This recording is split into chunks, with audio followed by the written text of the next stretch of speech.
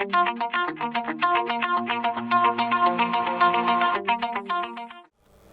acá. El Centro de Investigación en Informática para la Ingeniería del que dirijo tiene una buena historia en actividad de investigación y una buena historia en transferencia. Somos un equipo grande, multidisciplinario, hay ingenieros físicos, matemáticos, y me estamos incorporando ya a gente de CONICET que nos permite pensar a largo plazo en trabajar más con el CONICET. Lo que vamos a hablar ahora es actividad de transferencia de la industria que se ha realizado en casos exitosos. El contacto es... Este es el contacto, es mi correo personal y esta es la página del centro. La idea entonces es de que el centro ha hecho cosas desde hace muchos años. Esto que estamos viendo es una transferencia hecha a Mercedes-Benz, cuando todavía era Daimler Chrysler, y la idea básica es de que este equipo para navegar un vehículo en playas de estacionamiento y estacionar está a la venta ahora en los clase E. La idea básica es que en la época que esto se desarrolló, esto es 2008, fue el último año lindo de Mercedes, en el cual teníamos una actividad muy grande con ellos.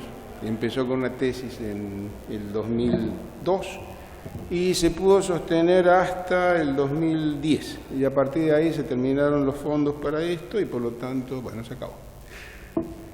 ¿Cuál es la ventaja de esto? Bueno, que en una empresa, una multinacional de tamaño, para empezar, la transferencia incorporó, por ejemplo, la plataforma de desarrollo que tenían ellos, que vino en una computadora, obviamente de ellos, y a la que la tuvimos que devolver, pero teníamos que usar todos los paquetes de programa que estaban ahí y nada más que eso. Parte del negocio. A nivel local, esto que estamos viendo está andando todavía en la planta de Volkswagen aquí en Córdoba. Es un equipo para inspeccionar todas los dientes de engranaje. Eso que están viendo ustedes es el último proceso de mecanizado que se hace sobre un engranaje de caja antes de armar, donde se redondean las puntas de los engranajes de forma tal de que el acople, cuando se hace un cambio de marcha, se hace sin ruido. Y la idea básica es de que este es el último de los eslabones de la cadena de producción, que hay que inspeccionar todos los dientes de todos los engranajes, y en la época que esto se hizo, Volkswagen hacía en Córdoba 4.000 cajas por día. Entonces ustedes se pueden sacar la cuenta. Era un equipo que trabajaba 24/7 y así funcionó y funcionó bien. El desarrollo se hizo, está funcionando y bueno, esto implica que es parte de lo que nosotros hicimos hacia la industria. Lo siguiente es... Bueno, a ver qué hago. Se empacó. Ahí está.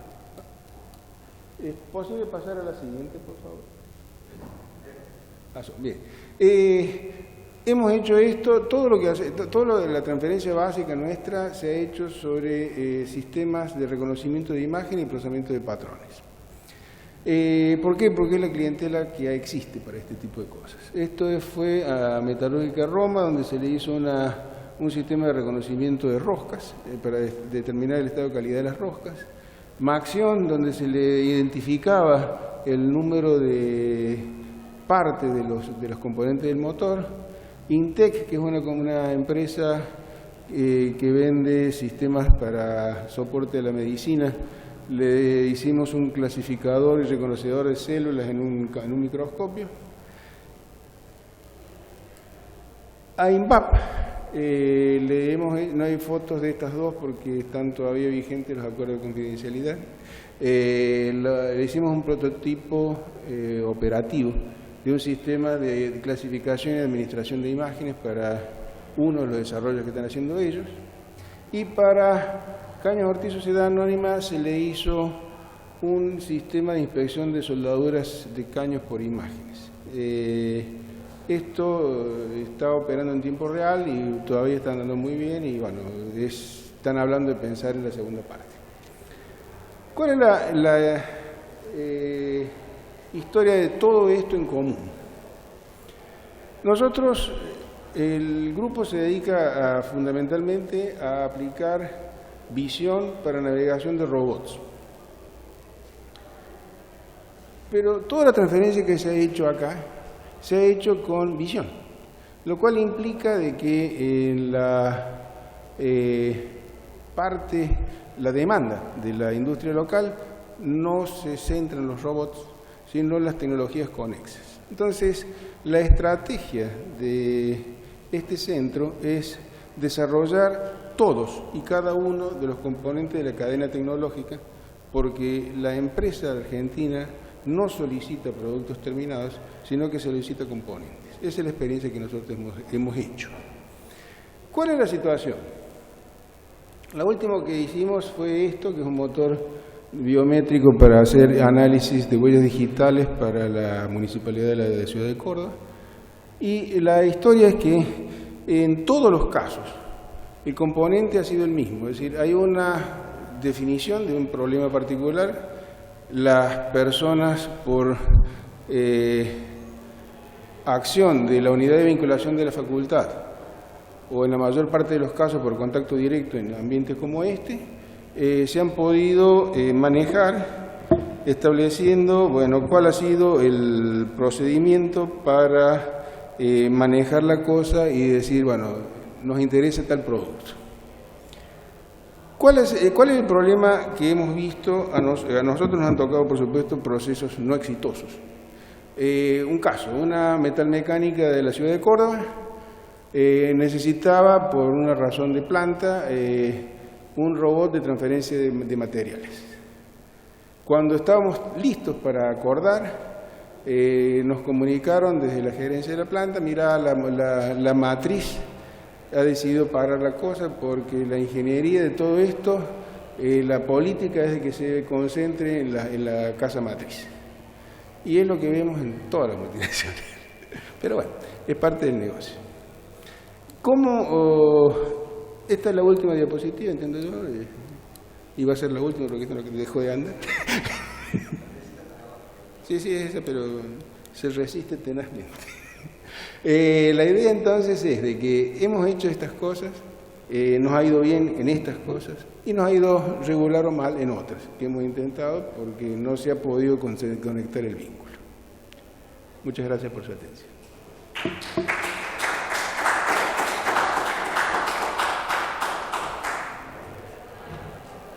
Continuamos entonces con la charla del licenciado Franco Bonafé, que es licenciado en Química de la Facultad de Química de la Universidad Nacional de Córdoba, profesor auxiliar en dicha facultad, becario doctoral del CONICET y cofundador de la empresa Quantum Dynamics, que está siendo incubada en la incubadora de la Universidad Nacional de Córdoba. Su charla es sobre la computación científica en la nube, impulso en la industria y la academia. Bueno, ¿qué tal? Buenas tardes. Les voy a contar un poquito de la experiencia con Quantum Dynamics, la empresa que fundamos con parte del grupo de investigación al que pertenezco, de la Facultad de Ciencias Químicas, el año pasado, y cómo nos ha servido vincular Córdoba a la edición 2015 para iniciar nuestra primera experiencia de vinculación con la industria. Nuestro origen... A ver si apunto por acá. A ver. El de abajo, ¿no? Sí. Gracias. Nuestro origen entonces ocurre en la Facultad de Ciencias Químicas. En el año 2014, segundo semestre del 2014, vimos una posible aplicación del código computacional con el que trabajamos para cálculo de propiedades ópticas de compuestos orgánicos, con el uso del diseño de materiales para nuevos displays, luces, etcétera. Y esa idea fue mutando. Nos presentamos a la convocatoria Tecnoemprendedores de la incubadora de empresas y a partir de allí la idea fue mutando y se transformó en lo que hoy es Quantum Dynamics, a partir de un problema que hemos detectado. Básicamente la ciencia puede avanzar tanto por vía experimental como por cálculos predictivos o cálculos teóricos que ayuden a explicar el comportamiento observado experimentalmente, pero la computación científica, si bien puede ayudar a predecir propiedades ahorrando mucho tiempo y dinero, es decir, seleccionando solamente los sistemas que van a funcionar bien, descartando los sistemas que no van a funcionar tan bien a la hora que se prueben experimentalmente, puede tener algunas dificultades, ¿sí? Hoy en día la computación a esta escala, a la escala que los científicos y algunas empresas deben usarlo, ocurre en centros de supercómputo. Los centros de supercómputo son la infraestructura correcta para correr este tipo de cálculos, pero hay algunos cálculos más pequeños o digamos sistemas para estudiar que para los cuales los sistemas de supercómputo son demasiado grandes y el acceso a los mismos, la disponibilidad no es inmediata. Uno debe esperar mucho tiempo para poder correr. Eso en el caso de una empresa que puede acceder a un sistema de supercómputo tal como Tupac, la supercomputadora que está en Buenos Aires. Esa pérdida, digamos, en el caso de que tenga que esperar demasiado tiempo, se puede traducir en una pérdida, ¿no?, de dinero por no alcanzar el objetivo deseado en el tiempo deseado también. Por otra parte, otra dificultad son las dificultades técnicas. Hay un sinnúmero de dificultades técnicas que el científico se tiene que enfrentar a la hora de compilar, optimizar, tunear las flags correspondientes del compilador para que su código corra de forma óptima. Eso le genera muchas pérdidas de tiempo al científico, sobre todo porque no sabe hacerlo. Un químico, un físico, un biólogo no es su área de expertise. ¿Está bien? Estos son básicamente dos vías de problema. Una es la disponibilidad de recursos y la otra es la facilidad de acceso al servicio del cómputo con el software que uno usa, ¿no?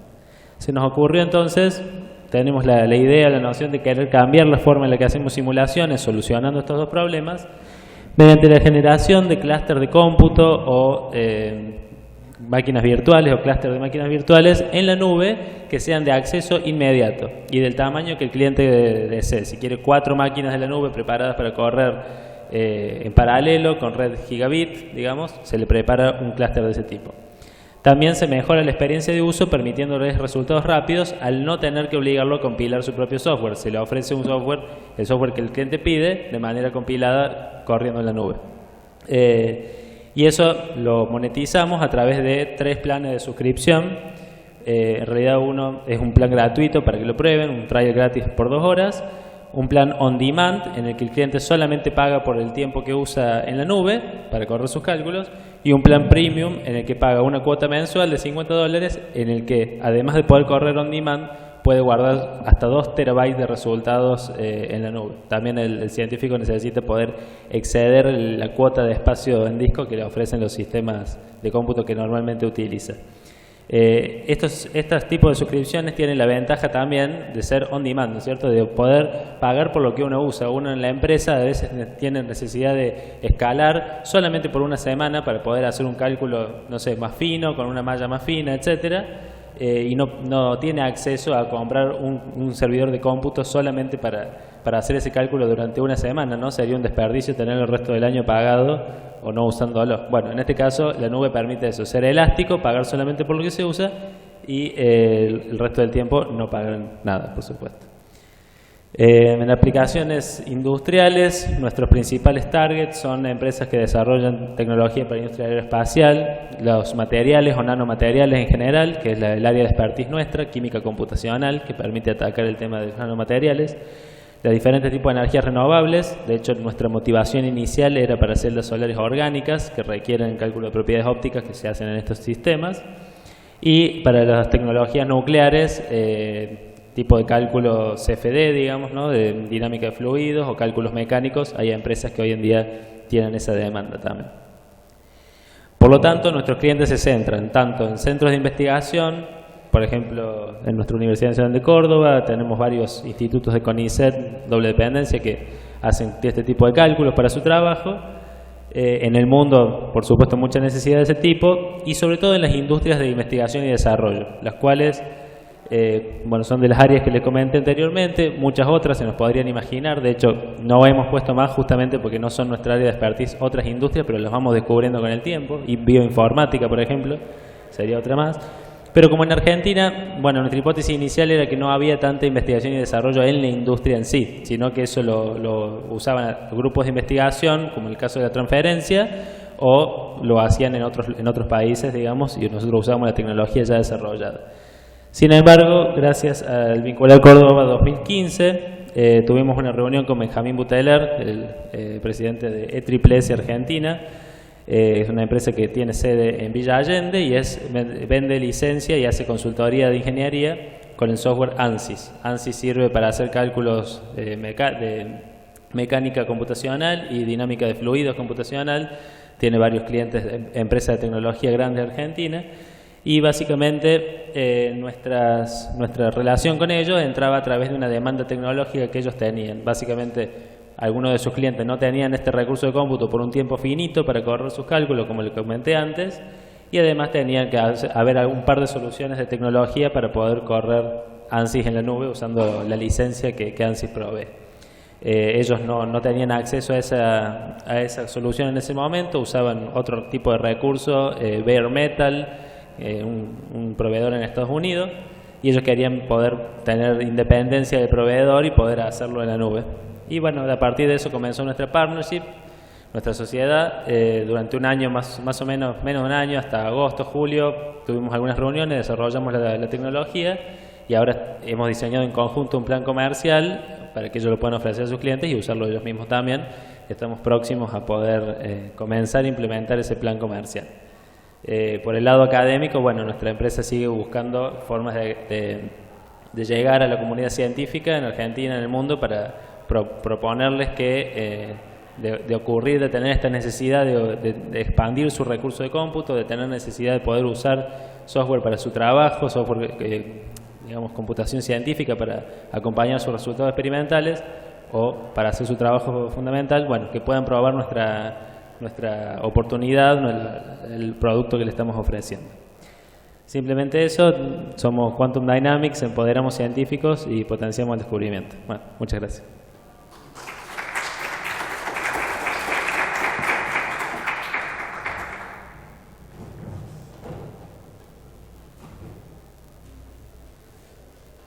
Bueno, el siguiente expositor es el doctor Germán Regis, que nos visita desde el Imperio del Sur cordobés. Es profesor adjunto de la Universidad Nacional de Río Cuarto, investigador en el área de métodos formales y ha participado en programas de transferencia de conocimiento. Y su exposición será ¿qué espera la universidad de las actividades de transferencia?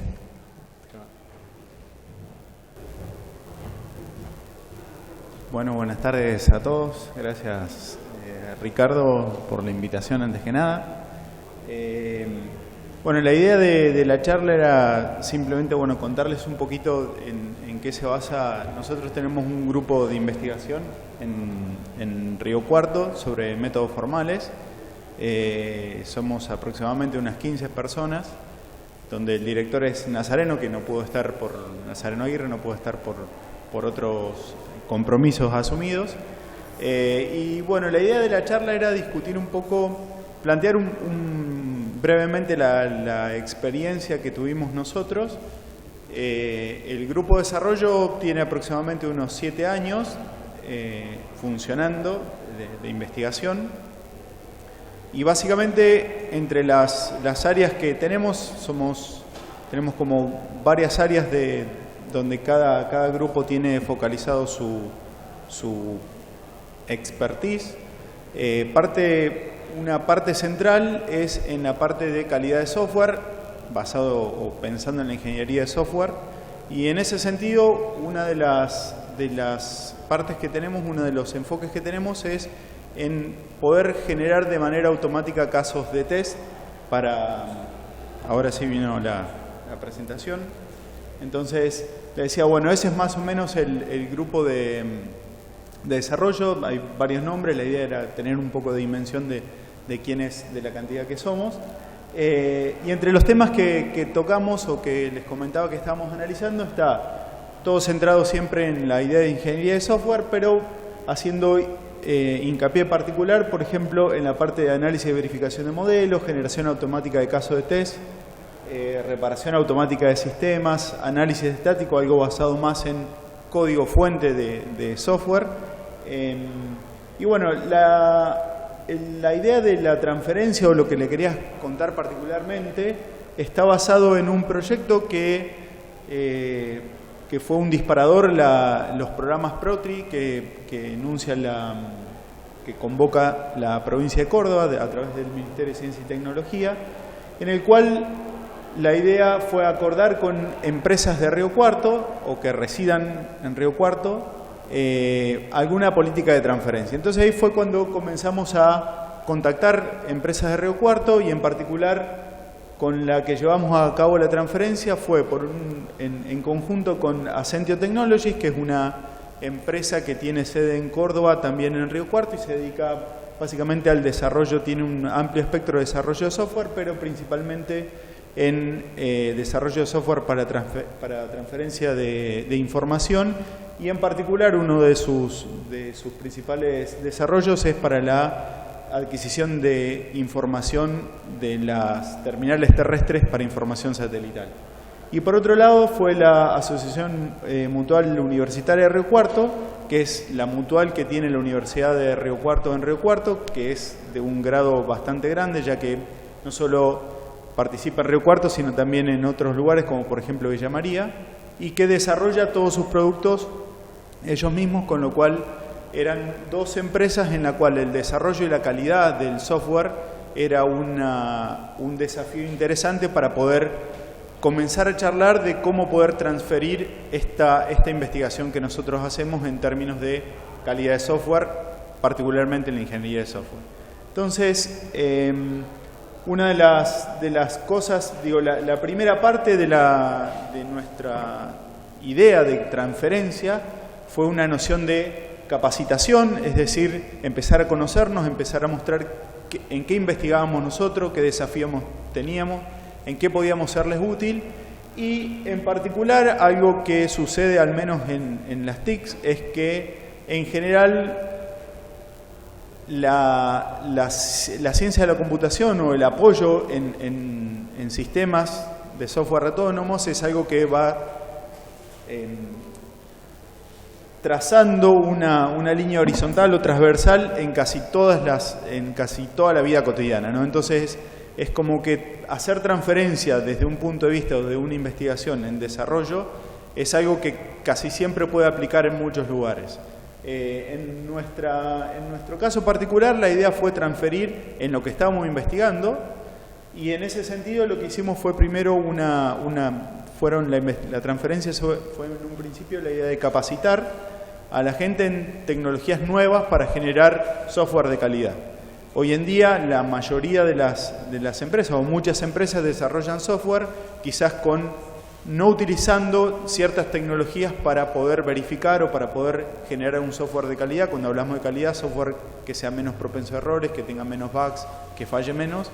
Y en ese sentido existen muchas herramientas actuales desarrolladas en ambientes académicos y que quizás son desconocidas, pero que bien podrían ser utilizadas. Entonces, en una primera etapa, lo que nosotros hicimos fue capacitarlos, mostrarles mediante reuniones, tratar de insertar estas herramientas modernas con ese sentido, con ese espíritu, en el desarrollo particular que hacía cada una de estas empresas.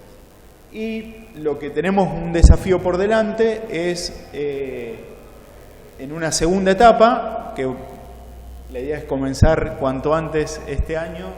Se nos está pasando un poco el año, pero la idea es tratar de que no termine sin empezar la segunda etapa. Era la idea de poder empezar a tener un poco de retroalimentación, y por ahí es un poco el disparador de la charla que quería proponer, o que ya que era un panel para poder después discutir, es un poco eso. Recientemente pude llegar antes y escuché un par de disertantes en otros paneles, donde algo que se mencionaba como problemas en transferencias era primero la noción de tiempo, que el tiempo de la empresa y el tiempo de la academia son muy disímiles, muy dispares, y por otro lado, escuché nombrar por ahí el desinterés por parte de investigadores con respecto a transferir, ¿no? Y por ahí lo que sucede, o lo que me parece a mí que hay que repensar, es que como investigadores lo que uno también espera es no solo el hecho de sentirse, bueno, pude transferir lo que hice, alguien está usando lo que yo desarrollé, sino poder abordar o poder retroalimentarse de esos problemas que pueden haber surgido dentro de la empresa o que puede tener la empresa, que puedan disparar nuevas ideas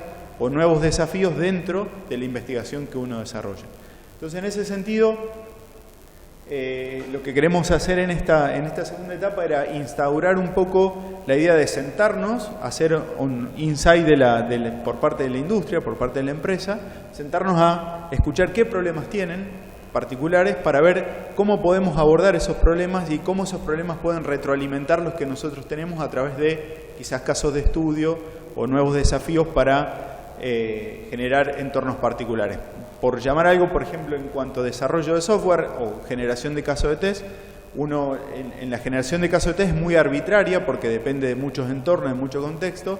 Si uno se centraría en casos de test particulares o en desarrollo de software donde la concurrencia o el paralelismo sea un limitante, o eso quizás podría hacer que ciertas técnicas que nosotros utilizamos o que estamos desarrollando puedan acotarse y puedan verse beneficiadas por este tipo de desafíos nuevos que puedan surgir a través de esa interacción con la industria.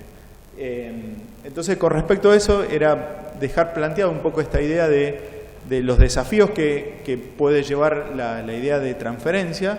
En cuanto a tiempos, los tiempos sí son diferentes. Digo, la industria en general espera de una transferencia en tiempos lo más rápidos posibles porque tienen productos que terminar y tienen sueldos que pagar, recién mencionado en el panel anterior.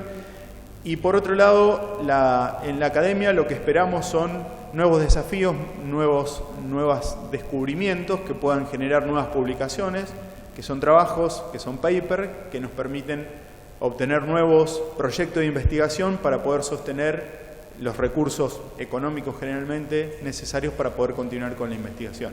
Entonces, esa disimilitud en cuanto a los tiempos creo que habría que mirar bien el origen y ver cómo uno podría hacer una especie de sinergia para poder discutir cómo poder mejorar esos tiempos.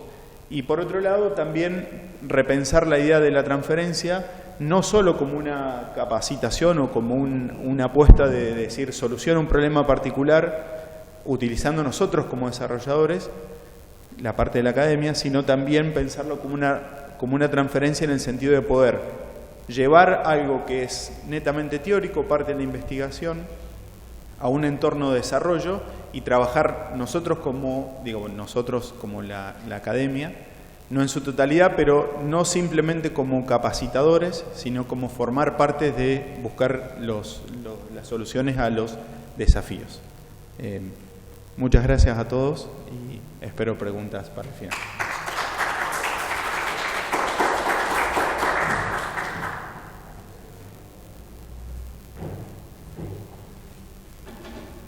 Bien, la última presentación de hoy es por el ingeniero especialista Álvaro Ruiz de Mendarrosqueta, cuyo largo y variado currículum podemos resumir en consultor independiente en TICs, con experiencia en industria, multinacionales y pymes, universidades, organizaciones y gobierno, y no en otras cosas porque no hay más. Y nos va a hablar sobre lecciones aprendidas en vinculación, casos Motorola, UTN, Fundación Sadowski y clústeres regionales. Gracias, Ricardo. Decir las cosas últimas tiene un par de ventajas, que es haber visto las otras presentaciones, y me voy a adelantar con una lección aprendida que creo que ni siquiera la puse por escrito en la presentación, pero me vino a la cabeza de escuchar esto, que hay una clave en un montón de estas cosas que es en conocernos, ¿no? Estos eventos tienen una enorme particularidad, como decía un agilista, que lo más importante ocurre en los pasillos y en los coffee breaks, ¿no? Porque uno empieza a conocerse y a compartir tarjetas y a ver qué pasa. Y con los tres oradores hay algo parecido, ¿no? Porque con Luis conozco parte de lo que están haciendo y ya algunos de los proyectos no, pero conozco un montón de gente de la UTN que no sabe lo que está haciendo el grupo de Luis, ¿no? O gente de sistemas que no sabe, porque como son ingenieros de otras carreras, ¿no? O doctores con un foco en tecnología, pero no en sistemas o en software, o indirectamente al menos, entonces falta conocernos, ¿no? Ahí esa es una de las grandes claves, ¿no? Y por supuesto que hay empresarios que no saben ni de la existencia de esto, ¿no? En el caso de, perdóname, de Franco, rápidamente le comenté, conozco gente de CONICET que está haciendo algo parecido en Santa Fe, y en la misma Santa Fe, a raíz de un trabajo que les voy a contar ahora, los empresarios de software no tienen ni remotamente la idea de la existencia de gente trabajando en los temas que Franco está trabajando, lo cual suena muy raro, porque está hablando de algo como software as a service, y el clúster de empresarios de la región no conoce la existencia de ese instituto. Entonces me parece que hay un gran aprendizaje. Con la gente de Río Cuarto exactamente lo mismo. Yo conozco el grupo y estando en Motorola interactué mucho con ellos, pero me parece que falta información. Esto que decías vos del aprendizaje, de saber que lo que está pasando es vital. Así que les voy a contar algunos casos vinculados con esto. Motorola con la UTN, hace unos cuantos años, estaba haciendo las cuentas y no me salieron exactas, pero 8 o 9 años más o menos, se armó un laboratorio de máquinas en la UTN, en el Departamento de Sistemas. Desde Motorola lo hicimos con las autoridades de la universidad. Y empezamos con un grupito pequeño de becarios trabajando en proyectos, y donde tenían una pata de investigación, porque algunos proyectos de investigación del Departamento de Sistemas trataban temas que eran de interés para el laboratorio, y hacían pruebas de concepto, pequeños desarrollos para la empresa. Fue un modelo que tuvo mucho éxito. De hecho, después, cuando Motorola se divide en dos partes, y Motorola Mobility se queda con este laboratorio, a Motorola Mobility la parte en Argentina la compra una empresa que se llama Arris, una empresa americana que hace televisión digital, mantuvo el laboratorio. Arris terminó su operación hace muy poquito, y tiene un modelo muy similar que está trabajando con Telecom, y particularmente estoy trabajando con otra empresa que hasta que no esté concretado no lo podemos mencionar, pero la idea es continuar ese modelo y extendiéndolo.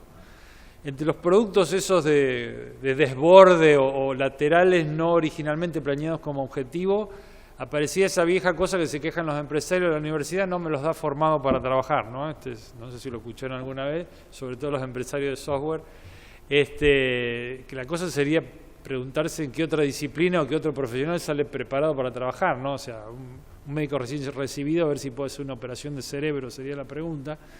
Pero una cosa que hizo este laboratorio es que el becario tenía una densidad de capacitación por unidad de tiempo mucho más alta, con lo cual, con unos meses trabajando en el laboratorio, estaba prácticamente listo para entrar a un proyecto operativo en la organización, cosa que empezó a ocurrir. Entonces se convirtió en un semillero para las organizaciones, y a su vez con un esquema ganar-ganar, porque lo que se fomentaba era que se reciba también el ingeniero y evitar un problema que tiene la industria de software, la gran cantidad de personas que no se reciben ante la excesiva demanda de recursos que tiene la industria y lo bien que está pagando. Entonces el equilibrio entre lograr que se reciban, que los alumnos continúen en la universidad, que a su vez estén trabajando con una empresa, esas tres patas funcionó muy bien, y creo que es un modelo que hay que seguir. Se derivaron algunas especialidades para la carrera de especialista de sistemas, y se trabajaron algunos planes de tesis, lamentablemente pocos, porque hay pocas maestrías todavía, pero se está trabajando en esa línea. En el caso de la Fundación Sadowski, estuve trabajando durante más de 2 años como consultor en la Fundación Sadowski. De hecho, fui el único representante en el interior del país de la Fundación durante mucho tiempo. Y ahí pasaron algunas cosas.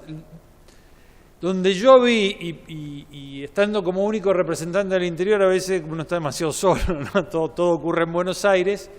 Las vinculaciones más fáciles de concretar fueron aquellas a través de proyectos específicos. Es decir, la Fundación tenía un proyecto, contenía fondos, donde hacía o una licitación o una convocatoria, y en esa convocatoria incluía empresas que daban algún tipo de servicio o hacían un software, universidades que daban algunos grupos de trabajo, y sectores de gobierno, sobre todo el Ministerio de Ciencia y Técnica, que aportaba sus recursos. Entonces eso era bastante más sencillo, o de hecho se concretaba. En los otros casos, del estilo, en reuniones como esta aparecían intereses cruzados, entonces tratamos de hacer una convocatoria, una reunión. ¿Qué les parece que hagamos esto? Fácilmente surgía la idea del preproyecto, de qué podríamos hacer, cómo lo podríamos concretar, cuando decíamos, bueno, ¿cuál es el próximo paso? Por ejemplo, hacer un convenio, armar un proyecto, ir a buscar algo de fondos. Ahí el embudo entre proyectos candidatos y proyectos concretados es gigantesco, ¿no? Y aparecen algunos problemas, o veía algunos problemas de las licitaciones no necesariamente estaban apuntadas a este tipo de proyectos, burocracias en todos lados, a veces estos clásicos que la universidad no tiene ningún mecanismo para cobrar o recibir dinero, entonces se empieza a trabar el tema de los tiempos distintos, pero básicamente lo que vi ahí es que funcionaron los proyectos de vinculación y sobre todo con actividades de innovación cuando fue un proyecto específico con alguien que traccionara, o era la Fundación o el Ministerio de Ciencia y Técnica que ponía a alguien a cargo y había recursos y había una convocatoria específica. Necesito una empresa de software que me haga esto para esto, esto y esto, una universidad que genere un grupo de trabajo para esta actividad. En esos casos sí, cuando era más de abajo hacia arriba, viví más fracasos que éxitos, y éxitos muy pocos, lamentablemente. Actualmente estoy trabajando como consultor en la Subsecretaría de Servicios Tecnológicos y Productivos de la Nación, en un proyecto que es algo así como desarrollo de clústeres regionales de empresas TIC, por ahora con un foco más fuerte en software que en tecnología aplicada, pero la idea es extenderlo lo más que se pueda. En estos casos se hicieron algunos trabajos, por ejemplo, en Corrientes, Jujuy, Paraná, Santa Fe, Misiones, Tandil, Mar del Plata y algunos más. Empezamos Salta, se está haciendo algo en Mendoza. Puntualmente yo estuve trabajando con Jujuy, Paraná y Santa Fe hasta este momento, sobre todo en desarrollar los planes estratégicos del sector, ¿no? Y ahí aparece, en teoría, el triángulo de Sábato, en donde aparece el sector público, el sector privado y las universidades. Y me parece que es un mecanismo interesante, pero necesita sí o sí una actividad coordinadora, ¿sí? Esto en Córdoba, bueno, lo puse ahí arriba, tiene mucha tradición en la mesa sectorial TIC, que convoca el Ministerio de Industria, que tiene varios ministerios de la provincia, tiene las universidades, tiene las cámaras empresarias, estuvieron las multinacionales, están algunas de las multinacionales. Estuve prácticamente desde las primeras reuniones de la mesa hasta algunas de las últimas, o sea, creo que prácticamente estuve en todos los ciclos y los periodos. Y esa idea funciona, y esa idea es la que tratamos de replicar en algunos de estos lugares. Jujuy lo empezó y lo empezó con mucho éxito, siendo un lugar pequeñito en cuanto a cantidad de empresas que desarrollan software, pero uno cuando recorre el interior del país se encuentra con un montón de sorpresas de lugares. O sea, esto la ubicuidad del software hace que haya gente trabajando en desarrollo de software desde su casa o para una empresa prácticamente en cualquier ciudad del interior del país. Y Jujuy ahora armó una mesa sectorial. Una de las cosas o lecciones aprendidas de allí, que tiene que haber un coordinador, alguien que traccione, verdad de perogrullo si las hay, no hay nada que funcione si alguien no tracciona. Lo está traccionando el Ministerio de Industria y se formó una especie de comisión directiva con pocos miembros y una convocatoria amplia a todos los actores interesados, ¿sí? Ellos están recién empezando, hicieron un plan estratégico y entre algunas de las claves, los planes estratégicos es algo así como que es fácil de hacerlos, entre comillas, porque ponemos casi una expresión de deseo, permítanme la simplificación. Lo más difícil de un plan estratégico no es escribirlo, es hacerlo, ¿no? El problema del plan estratégico es mañana, ¿qué vamos a hacer mañana? Entonces, una de las cuestiones que funciona bien es poner cosas concretas de esos problemas tradicionales. Ejemplo, la universidad no me los da formado para trabajar. Entonces, las primeras 2 reuniones, imagínense lo que fue, una catarsis generalizada de todos los problemas que teníamos todos. Bueno, el plan estratégico, su primera línea de acción, ¿cuál es? Es lograr que se reciban más chicos, es lograr cursos de extensión universitaria que preparen en las cosas típicas que necesitan las empresas, desde lenguajes, tecnología o lo que sea, pero dentro del ámbito universitario, y cuando apareció el tema de, no, pero los docentes están demasiado metidos en la docencia, entonces no conocen la realidad nuestra, y el docente que dice, los empresarios no se nos acercan para contarnos los problemas que tienen, entonces ¿qué hicieron? Que en esos cursos hay docentes mixtos, o trabajando juntos, o mezclando docentes de la empresa con la universidad. Esto empezó hace 2 meses. Pero creo que hay también una lección aprendida. Si no hay algo ganar-ganar, si no hay algo que necesitemos ambas partes al mismo momento y nos sirva de beneficio mutuo, es muy difícil traccionarlo, porque si no cada uno se va a la suya. El famoso triángulo de Sábato, ¿no? Una de las cosas y esto es una opinión muy personal, pero es algo de las que más cosas escuché hablar. No hay lugar donde no se mencione. Son muy pocos los que leyeron el ensayo original de Sábato, así que se lo invito a que lo lean. Y son muy pocas las implementaciones exitosas porque hay un montón de laburo para hacer, ¿no? Entonces, basta de que en los paneles nos sentemos a hablar de la importancia del triángulo de Sábato. Esto me alegra sobremanera ver ejemplos muy concretos en las exposiciones de hoy. La clave de esto es metodología Nike, just do it, ¿no? Sentémonos y hagámoslo. Me parece que es la clave. Y todavía falta mucho por hacer. Particularmente, y siguiendo con los ejemplos que se dieron hoy, me parece que la industria del software, de empresas de desarrollo de software puro, digamos, software factory, desarrollo de aplicaciones, etcétera, etcétera, todavía me parece que están como más atrasadas en la innovación, lo cual parece una paradoja, e insisto que es opinión personal, que en los casos de, por ejemplo, aplicaciones de computacional a problemas de la industria. Me parece que hay muchos más ejemplos más concretos de soluciones innovadoras. Todavía el software está muy parado en la software factory, todavía está con muchos productos tradicionales, hay excepciones, pero si hablamos de volumen, el clúster de Córdoba tiene 190 socios, debe haber 10 innovando, 15, ¿no? Un número de ese estilo, ¿no? Entonces me parece que falta mucho por hacer. Ahí puse las empresas invierten poco. En realidad me parece que son pocas las empresas que invierten, porque si no esto suena mucho peor de lo que es y suena mal para los empresarios, ¿no? Hay pocas empresas que están invirtiendo en innovación. La burocracia existe en todos lados, esto que decía Gerardo Bozano en la mesa anterior. Hay burocracia, hay problemas, los tiempos son distintos, nos tenemos que entender de cómo funcionan esas partes.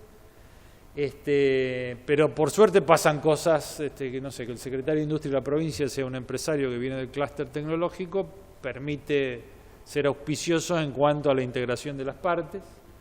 He visto varios lugares, cosas que funcionaron bien desde un lugar físico, esto de poner un lugar físico común, donde se pueda trabajar, donde se pueda incubar, donde haya salas de reunión, donde las empresas se puedan tener una especie de parque, pero a su vez tener lugares comunes. Está funcionando. Mendoza hizo uno muy lindo, estuvo hace poco tiempo, todavía está por inaugurarse, pero tiene como un área central donde va a haber empleados del gobierno de la provincia trabajando para el sector, y va a haber estos clásicos, la sala de reunión, un montón de facilidades para ser compartidas, y un parque donde se están instalando las empresas de software. Eso provoca mucho interés porque tienen beneficios para instalarse, es más barato construir allí, el gobierno los ayuda con algún crédito, todos tienen que invertir y todos tienen un beneficio si invierten, ¿no? Entonces eso traccionó y aceleró muchísimo las cosas.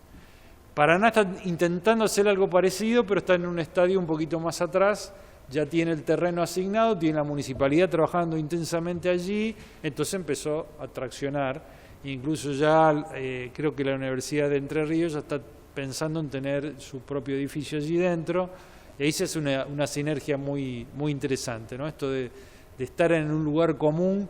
Me parece que en ese lugar común pasa esto que decía de nos enteramos de las cosas que pasan, ¿no? Eso empieza a traccionar bastante.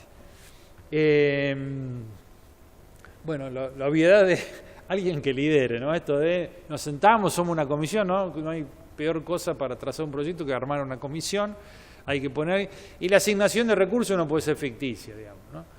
Aunque sea poco hay que poner. Entonces, si nos vamos a pensar esto como un desarrollo de software desde la agilidad, en vez de planificar cuánto me lleva a hacer algo y cuántos recursos tengo que poner, decir, bueno, yo los recursos que tengo son estos, que soy capaz de producir con esos recursos, ¿no? ¿Cuántas horas va a poner el líder? Todos los lugares que hubo cierto voluntarismo no lo he visto funcionar. Y los lugares que está funcionando es no sé, en Jujuy el secretario de Industria, el que lidera, pone entre horas de él y horas de su equipo, está poniendo 1 o 2 personas full por mes trabajando en esto, y así va sumando, si no, no hay manera de hacerlo, ¿no?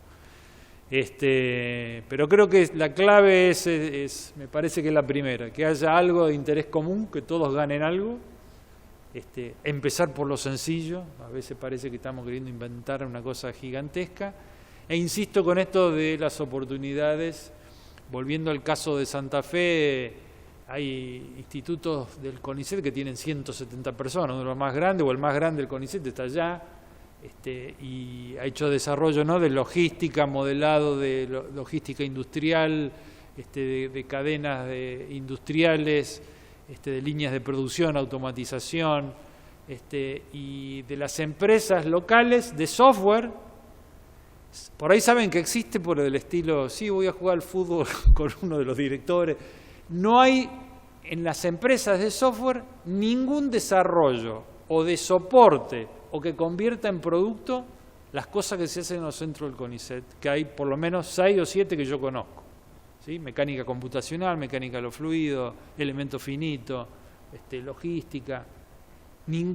Y a su vez, lo más interesante es que esos institutos dan servicios hacia afuera, como el ejemplo que daba Luis recién. Lo que pasa que no es el grueso del tiempo, ¿no?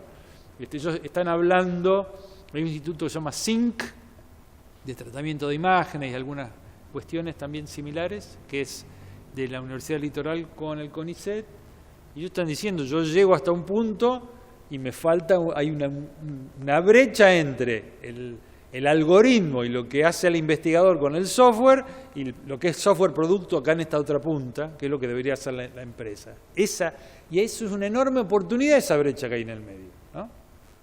Y no se ve. Y muchas veces no se ve porque faltan conocerse las partes. Yo al hacer este trabajo estuve relevando, fui pasando por todos lados, digo, no, yo soy de allá, tengo mi familia, algunas ventajas, ¿no? Pero, no sé, 3, 4 jornadas de trabajo reuniéndome con todos, yo tenía más información de esas actividades que lo tienen cada uno de los actores, ¿no? Entonces me parece que tener una vigilancia tecnológica transversal de algún tipo también es vital para estas cosas. Así que con esto terminamos. Bueno, muchas gracias a los expositores, a quienes invito a pasar a la mesa para responder eventuales preguntas de la audiencia, que es poca pero fiel.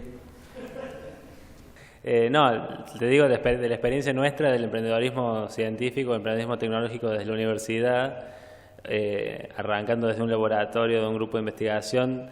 Lo que tenés que saber es lo que pasa afuera de la universidad. Lo que nos frena a nosotros a veces es eso, y conocer sobre todo gente de afuera. Entonces los primeros pasos es hacer un buen estudio, digamos, de cuál es el ecosistema en el que te querés mover con tu emprendimiento, y conocer a toda la gente, hacer una lista, si querés, y conocer a toda la gente involucrada en cada uno de los eslabones de eso, e incluso la gente con la que tenés menos esperanzas de que pueda surgir alguna colaboración. Es muy importante conocer a la gente.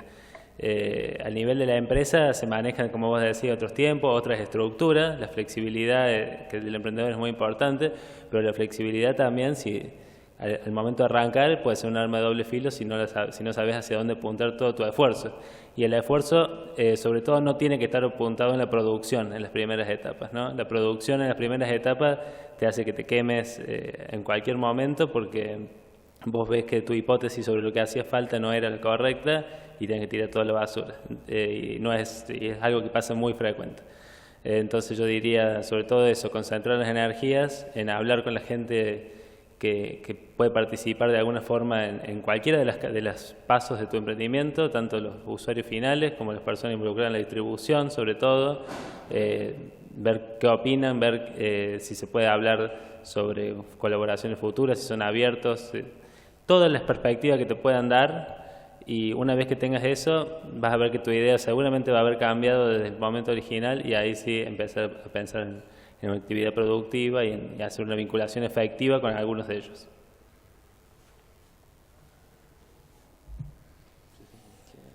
¿Alguna otra pregunta? Bueno, yo tengo un par entonces. Germán, cuando hablaste de interactuar entre investigadores y la empresa. Y después cuando Álvaro habló del laboratorio Motorola, donde los chicos eran becarios en la universidad y producían resultados para la empresa, por así decirlo. ¿Tenés alguna idea o tiene alguna idea de cómo involucrar al investigador o al becario en la empresa? En vez de traer la empresa a la universidad, ¿cómo llevar la universidad a la empresa? Si se les ocurre algún mecanismo o alguna forma de hacerlo. Una de las cuestiones o de los desafíos quizás de la transferencia, me parece que es también cómo uno lo puede sostener en el tiempo. Entonces, en ese sentido, en general los investigadores, o hablo, por ahí no quiero generalizar, pero en particular como nosotros que estamos muy abocados a la tarea de investigación, somos muy tendientes a dispersarnos para mantener un contacto. Entonces creo que tratar de generar un vínculo empresa-academia que no dependa del investigador estar dentro de la empresa o estar atendiendo a un empresario dentro del Instituto de Investigación o Universidad es fundamental. En ese sentido creo que una clave puede ser esta, ¿no? La que mencionás de disponer pueden ser pasantes, alumnos, becarios, tesistas, que puedan generar esa vinculación o que puedan mantener una vinculación, es decir, poder juntarse o ese sería un lindo desafío, de poder acordar algún problema que sea, como decía Álvaro, que sea ganar-ganar, que sea de interés para los investigadores en cuanto a generar un caso de estudio o a generar una nueva técnica o algo que pueda proyectarse como una innovación nueva,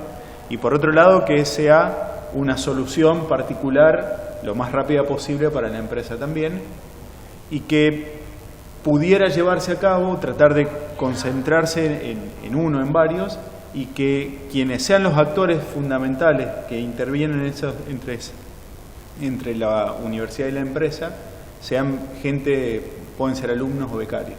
La forma formal de hacerlo, la verdad que habría que revisar qué empresa es, cómo trabaja, qué disponibilidad tiene.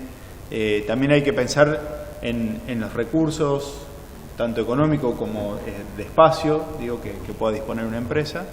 Pero me parece que puede ser un buen disparador para poder mantener un vínculo efectivo que sea a través de personas como becarios o pasantes o tesistas que puedan llevar a cabo esa vinculación y que llevan y traen la información y la vinculación. Una idea alrededor de eso. CONICET ahora tiene una política en la cual el investigador de la carrera puede hacer un tramo chico de su trabajo en una empresa. La inquietud sería, dado que en Córdoba probablemente es el único lugar del país donde el sistema de universidades está acoplado, que se discuta en el seno del sistema de universidades que están asentadas en la provincia, si eso es posible de replicarlo a nivel de universidad. Es una opción.